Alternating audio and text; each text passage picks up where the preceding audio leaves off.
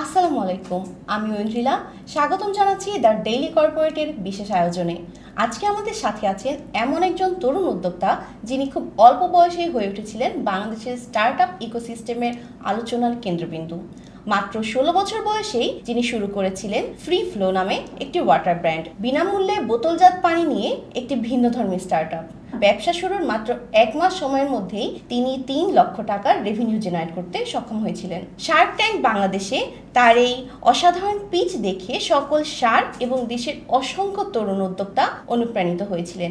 সেখান থেকে কোনো রকম ইকুইটি দেয়া ছাড়াই ১০ লক্ষ টাকার ইনভেস্টমেন্ট পান তিনি, যা নিঃসন্দেহে একটি বিরল ঘটনা। এছাড়াও বর্তমানে তিনি কাজ করছেন কৃত্রিম বুদ্ধিমত্তা ভিত্তিক নতুন স্টার্ট আপ বর্ণ এআই নিয়ে। আজকের এই আড্ডায় আমরা শুধু তার সফলতার গল্পই শুনব না, বরং জানব ফ্রি ফ্লো ওয়াটার ব্র্যান্ডের বর্তমান অবস্থা, বর্ণ এআই নিয়ে তার ভবিষ্যৎ পরিকল্পনা এবং তার উদ্যোক্তা হয়ে ওঠার জার্নি। তাই আর দেরি না করে চলুন স্বাগত জানাই আমাদের আজকের অতিথি তামজিদ রহমানকে। কেমন আছেন ভাইয়া? ভালো আছি, আপনি কেমন আছেন? ভালো আছি ভাইয়া। প্রথমেই জানতে চাই, আপনি যখন ফ্রি ফ্লো ওয়াটার ব্র্যান্ড নিয়ে কাজ শুরু করলেন তখন আপনার বয়স মাত্র ১৬ বছর। আপনি তখন এসএসসি ক্যান্ডিডেট ছিলেন। এত অল্প বয়সে এ ধরনের একটি বিজনেস আইডিয়া আপনার কিভাবে এলো, এবং এই আইডিয়া যখন আপনি আপনার পরিবারের সাথে শেয়ার করেছিলেন তখন তাদের রিয়াকশন কী ছিল? আচ্ছা, অলরাইট। সো আমি যখন ফ্রি ফ্লো স্টার্ট করি, তো ইনিশিয়াল আইডিয়াটা তো গ্লোবালি এটা এস্টাবলিশ একটা ব্র্যান্ড ফ্রি ওয়াটার নামে ইউএসএতে কাজ করছিল। তো আমার ইনিশিয়াল প্ল্যানটা ছিল যে এই কনসেপ্টটাকে বাংলাদেশে কীভাবে আনা যায়। তো তখন আমি একটা ব্লাড ডোনেশন অ্যাপ নিয়ে কাজ করছিলাম। ওই অ্যাপটা প্লে স্টোরে লাইভ ছিল, ব্লাড লিঙ্ক নামে। তো ওইটা নিয়ে কাজ করতে করতে আমার মাথায় আসলো যে এই কনসেপ্টটাকেও দেশে আনা যেতে পারে এবং এস্টাবলিশ করা যেতে পারে। আমার তখন এসএসসি পরীক্ষাও ছিল, অ্যাজ ইউ স্যার। সো ওই তার আগ দিয়েই আমরা আই থিঙ্ক ডিসেম্বরের দিকে আমি লঞ্চ করি। এরপরে জানুয়ারিতে অনেক হাইপ প্রবাবলি রিচ করতে পারি, অ্যান্ড দেন ফেব্রুয়ারির দিকে আমরা শার্ক ট্যাঙ্কে যাই। সো ওই পিরিয়ডটাতে ফ্যামিলিকেও ওইভাবে বলা হয়নি, কিন্তু যতটুকু বলেছি ততটুকু সাপোর্ট পেয়েছি। এবং শার্ক ট্যাঙ্কে তো আমার বাবা আমার সাথে গিয়েছিলেন, কারণ I was under age, and then আমার শার্ক ট্যাঙ্কের রুলস অনুসারে I had to bring adult with me. সেই জন্য I had to tell my dad, and then নিয়ে যেতে। They were supportive enough. So আপনার ফ্যামিলি আপনাকে খুব ভালোভাবে অ্যাকসেপ্ট করেছে এবং আপনার আইডিয়াটাকে খুব ভালোভাবে অ্যাপ্রিসিয়েট করেছে। মোরালেস, রাইট। ভাই, আপনার তো কোনো ধরনের ফর্মাল বিজনেস কোনো এডুকেশন ছিল না। সো ব্র্যান্ডিং, নেগোসিয়েশন বা এই ধরনের কাজ করতে যে আপনাকে যখন স্পন্সরশিপ ডিল করতে হয়েছে, আপনি তখন ঠিক কীভাবে ম্যানেজ করেছেন? অলরাইট। সো বেসিক্যালি এই ধরনের কাজগুলো আমি নিজে থেকেই শিখছি আস্তে আস্তে over that period of time. So class 7 থেকে I have been programming, and then branding, design, product design, UI UX, graphics, এগুলো আমি নিজেই কোর্স দেখে শিখছি। অ্যান্ড দেন ক্লাস 8-এর এন্ডের দিকে আমাদের একটা এন্টারপ্রেনারশিপ প্রোগ্রাম হয়েছিল স্কুল থেকে। সো ওইখানে আমি ক্লাস 9-এর ফার্স্ট হাফে আই ওয়াজ দ্য চ্যাম্পিয়ন। তো ওইখান থেকে অনেক কিছু শিখতে পারছি। ওখানে একটা মেন্টর ছিল আমার। So they have taught a lot. আর I have been very blessed to have a lot of good figures in my life, যারা অনেক কিছু শিখাইতে সক্ষম হয়েছে আমাকে। And then some skills, hard skills, soft skills etcetera. So এইভাবেই শিখছি। সো বেসিক্যালি আপনার কিছু মেন্টর ছিল এবং আপনার সেলফ লার্নিংটা সব থেকে বেশি ছিল। ভাইয়া, শার্ক ট্যাঙ্কে যাবার আগে মাত্র ১৬ বছর বয়সে আপনি ২২টি ব্র্যান্ডকে আপনার স্পন্সরশিপ হিসেবে যুক্ত করেছিলেন। একজন তরুণ উদ্যোক্তা হয়ে এত বড় ব্র্যান্ডকে বা এতগুলো ব্র্যান্ডকে আপনার সাথে কাজ করার জন্য কনভিন্স করার জার্নিটা কীরকম ছিল? কী কারণে ঠিক এত বড় ব্র্যান্ডগুলো আপনার মতো একজন তরুণ উদ্যোক্তার উপরে আস্থা করেছিল? রাইট। সো প্রাইমারিলি যখন আমি কনসেপ্টটা লঞ্চ করি, অ্যান্ড দেন আমরা ব্র্যান্ড প্র্যাকটিশনার্স আরও অনেক ফেসবুক গ্রুপে শেয়ার হওয়া শুরু হয়, তো একটা হাইপ ক্রিয়েট হয় মার্কেটে, রাইট? সো তখন সবাই আমাকে পেজে ইনকোয়ারি করতেছিল যে প্রাইসিং কত বোতলের পার স্লটের। তো আমি তখন কি করলাম, তখন আমরা ক্যালকুলেট করলাম আমি ইউনিট ইকোনমিক্সগুলো, যে কত টাকা করলে প্রফিটেবল থাকা যাবে, এক্সেট্রা স্টাফ। সো আমি তখন পেজে অ্যানাউন্স করলাম যে উই উইল ডু ব্র্যান্ডেড বোতল ওয়াটার ফর 15 মিলিটি, বা 15 টাকার মতো। তো ওইভাবে করলে ইট ওয়াজ প্রফিটেবল ফর মি, কারণ আমার বোতল পানি আর হলো লেবেলটা দিয়ে ইট ওয়াজ রাফলি অ্যারাউন্ড 8.5 টাকা 9 টাকার মতো। So I was making good profit. So হাইপটা ছিল মার্কেটে। ওইখানে থিঙ্ক 3 দিনের মধ্যে I got to from 0 to 15,000 followers on Facebook ওই পেজটাতে। সো ওই রিচটার কারণে অনেক brand was willing to work with me ওই টাইমে। সো দে ওয়ার লাইক আচ্ছা তামসেদ তুমি তো you have establish this brand, let's do a campaign with this. 2-3টা ব্র্যান্ড করার পরে বড় বড় ব্র্যান্ড যেমন ইন্টারেস্ট দেখানো শুরু করলো, তখন ছোট ব্র্যান্ডগুলো যেমন হেলমেটের ব্র্যান্ড ছিল, সেলফ কেয়ারের ব্র্যান্ড ছিল, মোবাইল ফাইন্যান্সিয়াল সার্ভিসেস ছিল, আই ডোন্ট নেম নেমস, তো ওই ব্র্যান্ডগুলো তখন ইন্টারেস্ট দেখানো শুরু করলো। অ্যান্ড দেন ওইখান থেকে আমরা অনেকগুলো ক্যাম্পেইন করলাম, ওই ব্র্যান্ডেড ওয়াটার দিলাম। তারপর হলো একটা ইউটিউবার ইভেন্ট ছিল, ওইখানে আমরা ফ্রি বোতল ওয়াটার দিয়েছিলাম। So that's how it went through. So I think এভাবেই the brands came along. So আমার খুব বেশি কনভিন্স করতে হয়েছে এমন না, বা আমার খুব বেশি আউটরিচ করতে হয়েছে এমন না। অনেক ব্র্যান্ড আমার কাছেও আসছে, এবং অনেক ব্র্যান্ডের কাছে আমি কোল্ড রিচ আউট করেছি। তো ওরা ওই প্রিভিয়াস ওয়ার্কগুলো দেখে they are willing to work with me, যে আচ্ছা ঠিক আছে তুমি তো এতগুলো ব্র্যান্ডের সাথে কাজ করছো, তাহলে আমরা আরও কয়েকটা তোমার সাথে করতে পারবো campaign. It was like that.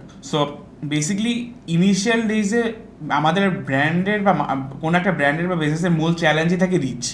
যদি আমরা এনাফ মানুষের কাছে রিচ করতে পারি তখন কনভার্সন করাটাও ইজিয়ার, রাইট? সো বেসিক্যালি যেটা আমার ক্ষেত্রে হয়েছিল যে আমি যখন লঞ্চটা করি জিনিস, যেহেতু কনসেপ্টটা বাংলাদেশে নতুন ছিল, সো অনেকগুলো ব্র্যান্ড বা অনেক পার্সন তারা নিজেরা শেয়ার দিচ্ছিল।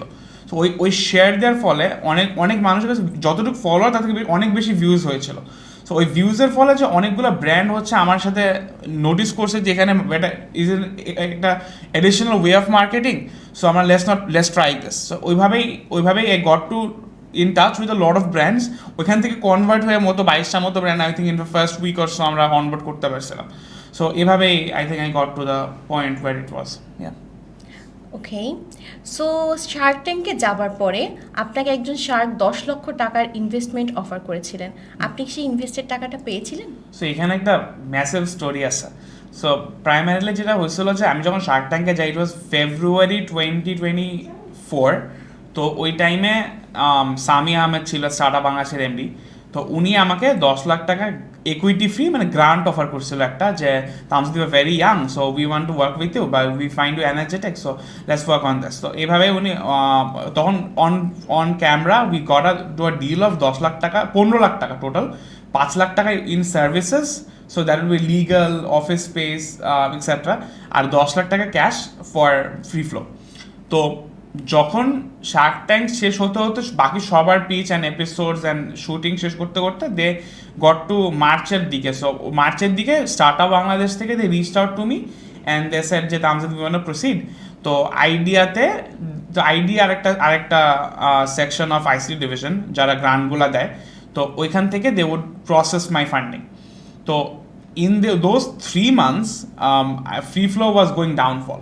সো তার কারণ, এই কারণগুলো তো আমি আসতেছি, বাট বেসড অন দ্যাট অন্যতম কারণ ছিল যে ভাইরাল মার্কেটিং যেটা হয়েছিল সেটার হাইপটা কমে যায়। অ্যান্ড দেন হাইপটা যখন কমে যায়, since it's a B2B business, so business to business, B2B2C মূলত, কারণ আমার বিজনেসের কাছ থেকে অ্যাড কালেক্ট করতে হবে অ্যান্ড দেন আমার ব্যাক এসে ওই বোতলগুলো কনজিউমারকে ডিস্ট্রিবিউট করতে হবে। সো এই B2B2C মডেলটা অলমোস্ট ক্র্যাক ডাউন হয়ে যায়, এবং বাংলাদেশে অন্যান্য যারাও ট্রাই করতেছিল ফ্রি ফ্লোর মতো, তারাও কেউ সার্ভাইভ করতে পারে না, because unit economics were not making sense. So তখন আমি আইডিয়াকে বিষয়টা জানাই যে আমাদের এরকম ক্র্যাকডাউন হচ্ছে and then the business will not survive in the long term. তো তখন আমি আইডিয়াকে বলি যে let's not take the funding, I will work on something else and then I will come back to you when I take the funding. So later on এই বছরের অক্টোবরে যখন আমি বর্ণ এআই নিয়ে কাজ করা শুরু করি, কৃত্রিম বুদ্ধিমত্তা এআই অ্যাপটা, তখন আমি আইডিয়াকে আবার রিচ আউট করি যে আমার can I access the funding না। তখন এখন ওরা বর্ণ এআইতে they have given the money, but ওই ফ্রি ফ্লোর টাইমে ফ্রি ফ্লোতে I declined to take the money, কারণ কোম্পানিটা তখন উড নট সার্ভাইভ। সো এই জন্য খালি টাকাটা নিয়েও লাভ হতো না। সো আপনি ফ্রি ফ্লো থেকে যে ইনভেস্টমেন্টটা পেয়েছেন সেটা আপনি একসেপ্ট করেছেন বর্ণ এআইতে। সো স্টোরিটা একটু মানে অনেক 1 বছরের ডিস্টেন্সে। সো প্রাইমারিলি যেটা হয়েছে যে আমি ওই টাইমে ডিক্লাইন করেছি। তো ওই টাইমে আমার আইডিয়া সবার সাথেই সম্পর্ক ভালো ছিল। সো ওই টাইমে আমি ওইটা ডিক্লাইন করার পরে আমি আবার রিঅ্যাপ্লাই করা লাগছে অবশ্য বর্ণ এআইতে। সো ওইভাবে রিঅ্যাপ্লাই করে I took the funding letter on, কিন্তু ওই ফ্রি ফ্লো ওইটা ফান্ডিং পাই নাই। সো আমি বানিয়েই নাই আর কি বলতে গেলে interest. So free flow water ব্র্যান্ডের এত হাইপ, মিডিয়া কভারেজ এবং অলসো আপনি 10 লক্ষ টাকা ইনভেস্টমেন্টের অফার পেয়েছিলেন, তারপরেও কেন আপনার বিজনেসটা কন্টিনিউ করলেন না? আচ্ছা, সো কয়েকটা জিনিস এখানে যেগুলো ওয়েন্ট রং বা ওয়েন্ট নট, সেগুলো হলো নাম্বার 1, বোতলজাত পানি ডিস্ট্রিবিউশন করার ক্ষেত্রে you can't manufacture it without BSTI licence, number 1। So we had to have a partner যেটা has a BSTI licence, and then we will partner up with them, যেখানে আমরা add collect করে ওদেরকে দিব, we will design the labels, they will put on the labels and then বতলগুলো আমাদেরকে দিয়ে যাবে। তো এই মডেলে কাজ করতে গেলে একটা রিস্ক, কি পার্টনার রিস্ক থেকে যায় যে এই ডিস্ট্রিবিউটরটা যদি কোনোদিন আমার সাথে কাজ করা বন্ধ করে দেয়, আমার ব্র্যান্ডও ওই দিন বন্ধ। এখানে একটা কি পার্টনার রিস্ক ছিল। সো আমাদের যে পার্টনার ছিল, they were not willing to work with us in the long term. So short টার্মে we were doing very good. So 22টা ব্র্যান্ডের ক্যাম্পেইন ক্লোজ করছি আমরা। So we were doing good business wise, but ওই long term risk থেকে যাচ্ছিল, number 1। Number 2, unit economics primarily were making sense, but long টার্মে আবার মেক সেন্স করতো না। তার কারণ হচ্ছে যে পার্টনারটা, আমি যদি বাল্কে অর্ডার দিতে পারি, সো আমি যদি 1000 বোতল বা 10,000 বোতল অর্ডার দিই, তখন ওই কি ইউনিট ইকোনমিক্সটা কাজ করতো। কিন্তু যখনই কোনো স্মল মিডিয়াম ব্র্যান্ড আসতো, তারা চাইতো 100 বোতল, 10টা বোতল, 20টা বোতল। তো ওইভাবে করাটা খুবই রিস্কি ছিল। সো ওইভাবে ইউনিট ইকোনমিক্স ওইভাবে ম্যাচ করা যাচ্ছিল না, যেটা আমরা হয়তো ইনিশিয়াল ডেজে বুঝতে পারি না, কারণ আমাদের কাছে বাল্ক অর্ডার ছিল। কিন্তু পরের শর্ট টার্মে যখন আমরা বুঝতে পারছি যে ডিম্যান্ড ইজ 100 বোতল বা 200 বোতল বা 250 বোতল, তখন জিনিসটা বোঝা যায় যে ইউনিট ইকোনমিক্সটা ভবিষ্যতে কাজ করতে চাচ্ছে না।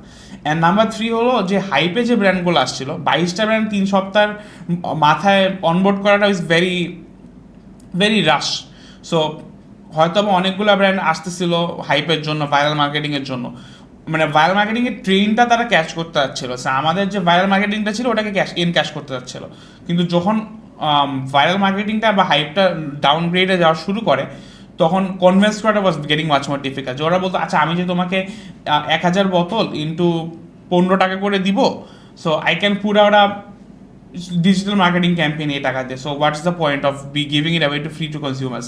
আবার এটা একটা সিজনাল বিজনেসও এক ক্ষেত্রে, কারণ বৃষ্টির মধ্যে জিনিসটা করা যাবে না, আবার কিছু আবহাওয়া খারাপ হলেই করা যাবে না, শুধু ঢাকা কেন্দ্রিক হতে হবে, নাহলে বিশাল ভলান্টিয়ার বেস লাগবে। সো অনেকগুলো চ্যালেঞ্জেস ছিল, যেটা হয়তো বা ইনিশিয়াল ডেজে হাইপের কারণে আমরাও বুঝতে পারি নাই বা কনজিউমারও বুঝতে পারে নাই বা অনেকেই বুঝতে পারে নাই, মানে আমরা পুরো ব্র্যান্ডগুলো বুঝতে পারি না। কিন্তু ওইগুলো আসলে in the long term make sense করতো না। সো ওইভাবে কন্টিনিউ করে গেলে জিনিসটার চ্যালেঞ্জেস তো আর আমি ওভারকাম করতে পারতাম, কারণ এগুলো খুবই ইনফ্রাস্ট্রাকচারাল চ্যালেঞ্জেস, এমন না যে এমন চ্যালেঞ্জেস যেগুলো আমি ইজিলি সলভ করে ফেলতে পারবো, রাইট? সো এভাবেই এই জন্য it had to B shut down. So it seems like sometimes we have our great ideas, but it's not so easy to execute. So basically আমার ক্ষেত্রে যেটা হয়েছে যে ইউএসের যে কনসেপ্টটা ছিল ফ্রি ওয়াটার ব্র্যান্ডের, ওরা অ্যালুমিনিয়াম বা টিন ক্যান যে করতো এবং এই ক্যানগুলোকে ওরা রিসাইকেল করতো। সো বাংলাদেশে aluminium and tin can manufacturing and then ওইটার মধ্যে পানি ভরা। সো ক্যান, বোতল ওয়াটার ক্যান কখন আমি ম্যানুফ্যাকচারও হয় না, কোনো পার্টনারও পাওয়া যাচ্ছিল না। So overall the idea was great on paper, but execution wise অনেক কিছু চ্যালেঞ্জেস ছিল in context of Bangladesh. So হয়তো বা ইউএসএতে কাজ করতো, ইউকেতে কাজ করতো, বা এখনও করতেছে, but in context of Bangladesh জিনিসটা অনেকটা ডিফিকাল্ট ছিল, যেটা হয়তো আমার ইনিশিয়াল ডেজে আরেকটু অ্যাসেস করা দরকার ছিল, বাট উই কুডেন্ট অ্যাসেস, কারণ ওই যে হাইপ বা ভাইরাল মার্কেটিংটা ছিল, যেটা makes us blind in trusting the idea আর কি। আপনি শার্ক ট্যাঙ্কে বলেছিলেন ক্লাস 7-এ থাকতেই আপনি একটি রাইড শেয়ারিং অ্যাপ চালু করেছিলেন। ওই বিজনেসটির কী অবস্থা বা সেটি আপনি লঞ্চ করেছিলেন কিনা? না, ওটা কখন লঞ্চ করা হয়নি, এটা একটা সাইড প্রজেক্ট ছিল। সো আমি তখন পাঠাওয়ার উবারের ইউআই ইউএক্স এখন তো অনেক ইমপ্রুভ, তখন আমার কাছে অত পছন্দ হতো না। তো আমি কি করছিলাম, I went on to Figma and then আমি নিজে একটা ডিজাইন বানাইছিলাম, পুরো ইউআই ইউএক্সটা রিভ্যাম্প করা, and then I knew how to code in Android studio. So আমি ওইভাবেই ওইটাকে একটা সাইড প্রজেক্ট হিসেবে বিল্ড করছিলাম, but we never launched it, was just a fun project. So basically class 7 is a very early stage, right? So ওই সময় থেকেই আপনি নতুন নতুন বিজনেস আইডিয়া বা টেকনিক্যাল কাজগুলো শুরু করা, নতুন নতুন উদ্যোগ নেওয়া, এগুলো শুরু করেছিলেন। এই আইডিয়াগুলো আপনার কোথা থেকে আসে বা আপনি প্রোগ্রামিং কোথা থেকে শিখেছেন এত কম বয়সে? সো প্রোগ্রামিংয়ের মেইন টিচার ছিল ইউটিউব, অফকোর্স। তা ইউটিউবের পাশাপাশি আই ইউজ কোড একাডেমি, আরও অনেকগুলো সাইট ছিল তখন, W3 Schools। এখন তো কোড বেসিকলি এআই লেখে, বাট তখন অত বেশি ইজি ছিল না। So I knew how two, ইউটিউবের টিউটোরিয়াল ঘন্টার পর ঘন্টা বসে বসে দেখতাম। তখন তো কোভিড ছিল, সো বাসায় অনেক সময় ছিল, সো ঘন্টার পর ঘন্টা বসে টিউটোরিয়াল দেখতাম। তারপর কোড একাডেমিতে কোর্সেস করছি, পরে নিজে নিজে ডিবাগ করার চেষ্টা করতাম কোনো বাগ আসলে, এমনি করেই শিখছি। এখন তো much easier, so with the invention of Claude and then other AI models, so এখন কোড তো AI লেখে মোস্টলি। সো আর আদার দ্যান দ্যাট এমনি ক্লাস 7 থেকে এই সাইড প্রজেক্টগুলো করতাম। সো আমি রাইড শেয়ারিং অ্যাপ বানাইছিলাম, ফুড ডেলিভারি অ্যাপ বানাইছিলাম, and then other news app বানাইছিলাম যে নিউজ অ্যাগ্রিগেট করে ওখানে দেওয়া যাবে যে ইন শর্টসের মতো। সো এরকম কয়েকটা অ্যাপ বানাইছিলাম। সো ওগুলো এখন লঞ্চ করা হয় নাই, বাট আমার ফার্স্ট লঞ্চ অ্যাপ ছিল ব্লাড লিঙ্ক, যেটা একটা ব্লাড ডোনেশন অ্যাপ ছিল। সো 2023-তে আমি এটা লঞ্চ করছিলাম। সো ক্লাস 7 মানে যে সময়টাতে বাচ্চারা খেলাধুলা করে পার করছে, video games, also you said কোভিডের টাইমটাতে আমরা online games and others activities করেই বেশি সময় কাটিয়েছি, বিশেষ করে বাচ্চারা। সো ওই সময়ে আপনি প্রোগ্রামিং শিখছেন বা ইউটিউব দেখে হোক বা যেখান থেকেই শিখছেন, আপনার এই শেখার আগ্রহটা কীভাবে তৈরি হলো? সো আমি ছোটোবেলা থেকে অনেক কিউরিয়াস ছিলাম about startups, business and then apps. So এগুলা এক্সপ্লোর করতে করতেই আমার ইন্সপিরেশনটা আসছে। সো আমি ক্লাস 7-এ থাকতে একটা মুভি ফার্স্ট টাইম দেখি, মার্ক জাকারবার্গের বায়োগ্রাফি, দ্য সোশ্যাল নেটওয়ার্ক। তো ওই মুভিটা আমার খুব ইন্সপায়ারিং ছিল, আমার মানে টার্নিং পয়েন্ট টাইপেরই ছিল। So I saw how Mark Zuckerberg ও ছোটোবেলা থেকে প্রোগ্রামিং করতো, অ্যান্ড দেন আমি প্রোগ্রামিং ফার্স্ট ইন্ট্রোডাকশনটাই ওখান থেকে হয়েছে। সো আমি নিউ তখন ও দেখলাম যে ও হার্ভার্ডে ছিল, ও কেমনে হচ্ছে ফেসবুক কোড করতেছে। তো ওইভাবেই ওখান থেকে ব্যাক সার্চ করে আমি বোঝার চেষ্টা করলাম যে কেমনে অ্যাপ কাজ করে, কেমনে ওয়েবসাইট কাজ করে। তাই আস্তে আস্তে ইউটিউবে বিভিন্ন ডকুমেন্টারিজ দেখতাম যে ছোটো ছোটো বাচ্চারা কেমনে অ্যাপ বানাইতেছে। তো ওইখান থেকেই আমি মানে অবভিয়াসলি ফরেন ভিডিও, সো ওইখান থেকেই আমি ব্যাক সার্চ করে বোঝার চেষ্টা করলাম যে আমি কীভাবে এই ফিল্ডে এন্টার করতে পারি, অ্যান্ড দেন ওখান থেকে প্রোগ্রামিং খুঁজে বের করা, প্রোগ্রামিং শেখা, অ্যান্ড দেন অ্যাপ বানানো শুরু করা। সো মুভি দেখেও যে আমাদের কিছু ইন্সপিরেশন আসে to learn something new or two do something innovative, so এটা আমরা আজকে আপনার থেকে জানলাম। সো এক্ষেত্রে আপনি ঠিক কী কী মুভি দেখেন বা কার কার লাইফ বায়োগ্রাফি আপনাকে বেশি ইনফ্লুয়েন্স করেছিল? সো অবভিয়াসলি মার্ক জাকারবার্গ এটা অনেক বেশি ইনফ্লুয়েন্স করছে। এছাড়া আমি বিল গেটসের ডকুমেন্টারি আছে নেটফ্লিক্সে, স্টিভ জবসের আছে, আরও বেশিরভাগ মেজর ফিগার্সদেরই ডকুমেন্টারি আছে নেটফ্লিক্সে। আমি প্রচুর ডকুমেন্টারি দেখি।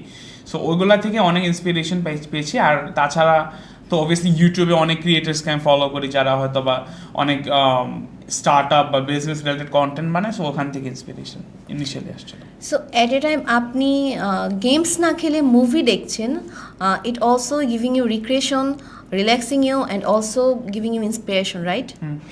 রাইট, বাট এমন না যে গেমস একদমই খেলি না। So I do play games, but অত এক্সটেন্সিভলি হয়তো বা গেমার সর্ট অফ না। সো এখন আপনি বর্ণ এআই নিয়ে কাজ করছেন।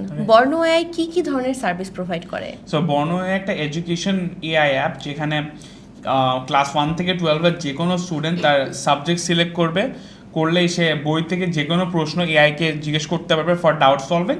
এছাড়া we have MCQ, CQ, SQ. So এমসিকিউতেই তুমি তোমার বইয়ের যে কোনো চ্যাপ্টারের সিলেক্ট করে, টপিক সিলেক্ট করে যে কয়টা খুশি এমসিকিউ প্র্যাকটিস করতে পারবা। সিকিউতে we have CQ practice. So ছবি তুলে খাতায় কোনো কোয়েশ্চেন আসবে, খাতায় লিখে ওটা ছবি আপলোড করলে এআই গিভস মার্কিং। এছাড়া এসকিউতে obviously short question and answers. And then we have recently added labs. So ল্যাবসের কাজ হচ্ছে পদার্থবিজ্ঞান, জীববিজ্ঞান, রসায়ন বা ফিজিক্স, কেমিস্ট্রি, বায়োলজি আর ম্যাথের সবগুলো কনসেপ্টগুলোকে সিমুলেশন করার জন্য we have added labs.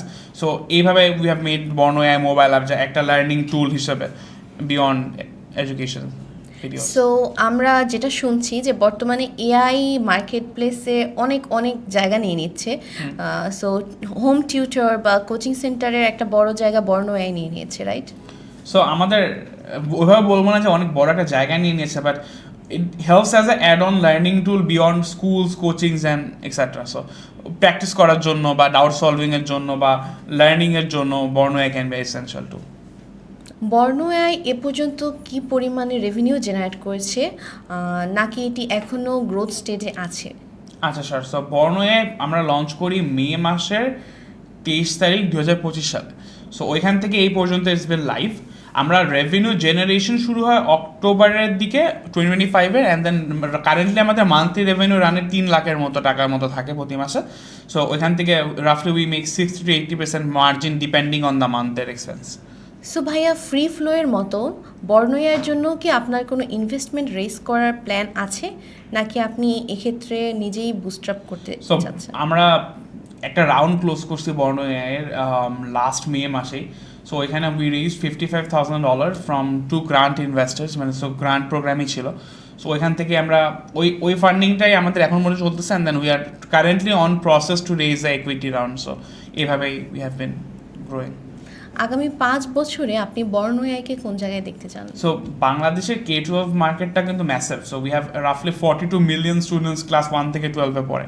So এই রাফলি 4.5 কোটি স্টুডেন্ট পড়ে 1 থেকে 12-এ। সো এই 4.5 কোটি স্টুডেন্টের learning is a massive market. So আমি চাই যে এখনও ওইভাবে লং টার্ম গোল সেট করা হয় না, বাট শর্ট টার্মে বা ইন দ্য নিয়ার ফিউচার আমি চাই যে যতগুলো স্টুডেন্টকে পসিবল রিচ করা অ্যান্ড দেন ওখান থেকে ওদের লার্নিংয়ে সাপোর্ট করা বা প্র্যাকটিসে সাপোর্ট করা বা ডাউট সলভিংয়ে সাপোর্ট করা, যেগুলো আমরা করতেছি, and then if we add on more features, so ওইভাবে সাপোর্ট করা লার্নিংটাতে। সো আপনার কি মনে হয় আগামী 5 বছরে এআই বাংলাদেশের কোন কোন প্রফেশনকে বদলে দেবে এবং মানুষের এক্ষেত্রে কি কি ধরনের প্রস্তুতি নিয়ে রাখা উচিত বলে আপনি মনে করেন? So by no means I am an AI expert, but তারপরেও আমার কাছে যেটা মনে হচ্ছে যে কোডিং মডেলসগুলা বা এআই প্রোগ্রামিং মডেলসগুলা এখন অনেক বেশি পাওয়ারফুল হওয়ার কারণে so we don't need much of junior engineers, বা অনেক ক্ষেত্রে সিনিয়র ইঞ্জিনিয়ার্সদের কাজও অনেক ক্ষেত্রে বেশি অটোমেটেড। তাছাড়াও টিচিংয়ের অনেকগুলা পার্ট অটোমেট করা পসিবল হবে in the next 1 or 2 years। এছাড়াও videos, creative work, editing, camera work etcetera অনেক কিছু অটোমেট করা পসিবল হবে, বাট একদম 100% অটোমেশনের কথা বলতেছি না, বাট অনেক কিছু এজেন্টসের থ্রুতে অটোমেট করা পসিবল হবে বলে মনে করি। আর এছাড়াও প্রাইমারিলি আমার কাছে মনে হয় যে এটার জন্য যে পদক্ষেপ নেওয়া দরকার সেটা হলো যে to be AI native. So আমাদের কারেন্ট ওয়ার্কফ্লোতে যত বেশি এআই ইন্টিগ্রেট করা যায়, যত বেশি অটোমেট নিজের কাজে নিজেকে করা যায়, তত বেশি you can scale up and then move to a senior position, যেখানে হয়তো বা AI needs less of you and then agents can do more of the work. So basically ছোটো ছোটো যে জবগুলো ছিল অ্যাজ মেনশন, যে background removal, voice over already 11 labs অনেক ভালো করে, ইংলিশে অনেকগুলো ল্যাঙ্গুয়েজেস। তো বাংলা এখন অতটা স্পেশালাইজ না, বিকজ আমাদের ডেটা সেট নেই Bangla, but in the near future Bangla data set আসলেও বাংলাটাও would be very automated. So voice over, then AI avatars, so for news presenting, and then আরও অনেক প্রেজেন্টারের জবসগুলোকে রিমুভ করা পসিবল, অটোমেট করা possible I would say. So এভাবেই অনেকগুলা স্মল ক্রিয়েটিভ ওয়ার্ক, আবার অনেক ক্ষেত্রে major works like programming and then app building, website building, এগুলো এজেন্টের থ্রুতে করা পসিবল হবে বলে মনে করতেছি। সো এআই প্রফেশনটাকে নিয়ে নিচ্ছে, এক্ষেত্রে প্রস্তুতি স্বরূপ better go with the AI, right? So আমার মানে প্রস্তুতি স্বরূপ বেসিক্যালি এআই নেটিভ হওয়া, বা তোমার কারেন্ট ওয়ার্কফ্লোতে কতটুকু অটোমেট করেছে, and then you delegate and then you move up to do something less মানে মোর ক্রিয়েটিভ, যেটা এআই হয়তো এখনও করতে পারে না। So that's how you scale up or be AI native. Okay, free flow এর তামজিদ এবং বর্ণ এআই এর ফাউন্ডার তামজিদ, এই দুই ফাউন্ডারের মধ্যে পার্থক্যটা ঠিক কোথায়? সো ফ্রি ফ্লোয়ের তামজিদ অনেক ইম্যাচিওর ছিল, অনেক দ্রুত সব কিছু করতে চাইতো। আর বর্ণয়ের তামজিদ আমি মনে করি আরেকটু ম্যাচিওর, আরেকটু বুঝে মার্কেটটাকে কেমনে অপারেট করতে হবে। সো ফ্রি ফ্লো তো আমি 3 মাসও ঠিকঠাক মতো আমরা অপারেট করতে পারি না বিকজ অফ দ্য চ্যালেঞ্জেস ইনফ্রাস্ট্রাকচারি। বাট বর্ণয় সাকসেসফুলি আলহামদুলিল্লাহ has been running for over a year, we have been generating revenue for like 8 to 9 months now. So ওইভাবে সব বলতে গেলে sustainable and then much more mature. তো তামজিদ আসলে নিজেকে তার জীবনে ঠিক কোন জায়গায় দেখতে চায় ভবিষ্যতে? সো এখন তো I have been focus solely on Borno AI. So Borno এআইতেই I have been trying to build the AI education ecosystem. So বাংলাদেশে এআই এডুকেশন এভাবে কেউ কাজ করতেছে না। So I want to work যেখানে আমরা ওই 4.5 কোটি স্টুডেন্ট অ্যাজ আই মেনশন, এদের হাতে আমরা এআই এডুকেশনকে আমরা ইন্টিগ্রেট করতে পারি। কারণ অ্যাজ ইউ মেনশন আমরা একটু আগে যে কনভারসেশনটা করলাম যে এআই অনেক জবস নিয়ে নিবে, সো এদেরকে এআই নেটিভ করা ইজ মাচ ইম্পর্টেন্ট। সো এইভাবে এআইকে এডুকেশন ইন্টিগ্রেট করে কীভাবে ওদেরকে এআই নেটিভ বানানো যায়, এই প্রসেসেই I think I want to work in the future. So আমরা ধরেই নিতে পারি যে বাচ্চারা যে পরিমাণে ফোন বা সোশ্যাল মিডিয়ায় ডিস্ট্র্যাক্ট হয়ে যাচ্ছে তাদের এডুকেশন থেকে, বর্ণ এআই ফার ফিউচারে তাদেরকে উইথ আ স্মার্টফোন তাদেরকে এডুকেশনের সাথে এডুকেশন বেসড লার্নিংয়ে বা রিলেভেন্ট কিছু করতে আরও সাহায্য করবে বা বাচ্চাদেরকে আরও প্রোডাক্টিভ কিছু করতে সাহায্য করবে। আজকের আলোচনা সত্যিই অসাধারণ ছিল। আপনাকে আন্তরিক অভিনন্দন এবং আপনার বাস্তব অভিজ্ঞতা এবং জার্নি থেকে আমরা অনেক কিছু শিখলাম। দ্য ডেইলি কর্পোরেটের পক্ষ থেকে আপনাকে আন্তরিক ধন্যবাদ আপনার মূল্যবান সময় এবং অভিজ্ঞতা আমাদের সাথে তুলে ধরার জন্য। আর আমাদের দর্শক শ্রোতাদেরও আন্তরিক ধন্যবাদ শুরু থেকে শেষ পর্যন্ত আমাদের সাথে থাকার জন্য। আবারও দেখা হবে নতুন কোনো পর্বে নতুন কোনো অতিথির অনুপ্রেরণার গল্প নিয়ে। ততক্ষণ পর্যন্ত ভালো থাকুন, সুস্থ থাকুন, দ্য ডেইলি কর্পোরেটের সাথেই থাকুন।